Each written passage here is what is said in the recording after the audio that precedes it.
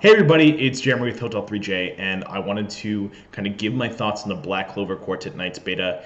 Quick note, sorry that this is kind of not a normal format. I don't have a normal equipment with it either, so it's not going to sound as good. Hopefully it looks pretty decent at the same. But I want to give my review before I left on Friday, or leave on Friday, because I'm going to be gone for a few weeks, and wanted to kind of digest my thoughts before that. First and foremost, I thought the beta was really fun. I liked the netcode for the most part. I didn't seem to have too many issues outside of one or two people seeming to have really bad connections to the game. But the game seemed to really iron that out pretty quickly with it and didn't destabilize games too much. And for how chaotic the fights were, I can see lag being a huge issue with that. Kind of larger issues addressing the game in general. I originally, going into it, thought, okay, mobility is going to be big for this game because they really highlighted a lot of mobility of characters such as like and Vanessa a little bit too, and just said like their overall mobility is something that is going to really highlight their play style. And when I started playing, I thought, well, fighters are really strong. Fighters are strong throughout. I haven't had a game without a fighter that's been really impactful, either good or bad. And I've realized that it wasn't their mobility that was one of the issue, but what was happening was their CC. So I think things really kind of clicked for me with what is really strong when I started playing Noelle. Just because Noelle is probably the most broken character in the beta. Her shield is incredibly strong. Her damage is able to chain really well. The ability to chain seems to be the highest marker of how a character can do damage in the game, outside of kind of basic fighter combos like Asta, who just has a lot of damage in kit. But why characters seem strong is the ability to disrupt their opponents. So didn't seem as strong as, say, Gauche when they're doing similar damage numbers over time, because Gauche is able to clone somebody else and have their disruption be more impactful.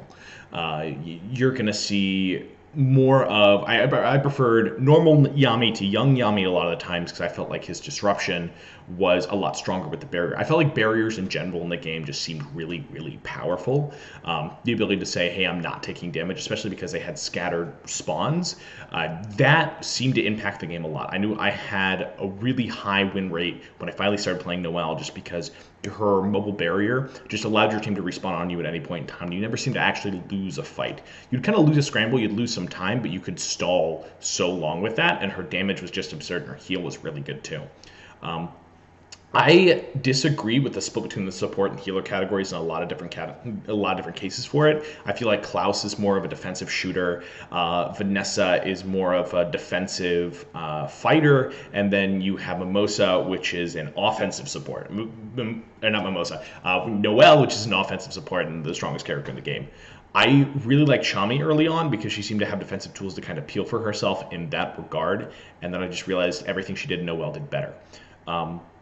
One big complaint I had about this game is when characters don't have mobility, they feel really painful to play in a lot of situations, a lot of different game modes. As Mimosa, as Noelle, as Chami, there were certain objectives on the map that I simply couldn't get to. And the ability to not change my character during the game and not change where the objective is really made it hard to be impactful in fights, and that one fight can cost the game, and it's just about the random spawn of it, and that can be really, really frustrating. So if Ben and Namco actually listens to feedback from the beta, nerf barrier health, because barriers can last for far too fucking long and be way too impactful. Increase kind of overall basic attack damage for a lot of your DPS characters who are trying to be DPS. When Luck is a better shooter than and Magna a lot of the time, that's kind of not good for your game design. And then make it so every objective spawn is reachable by every character. Yes, you can have characters who are much faster and able to get there much quicker. I love Lux and Vanessa's ability to reach those fights so much quicker. But at the same time, don't make it so a character is absolutely punished and unplayable on certain maps and certain game types because an objective is going to spawn in the right corner. I hope they add more content. I hope they add more characters. I can't wait to see how this game really turns out. I had a lot of fun playing it.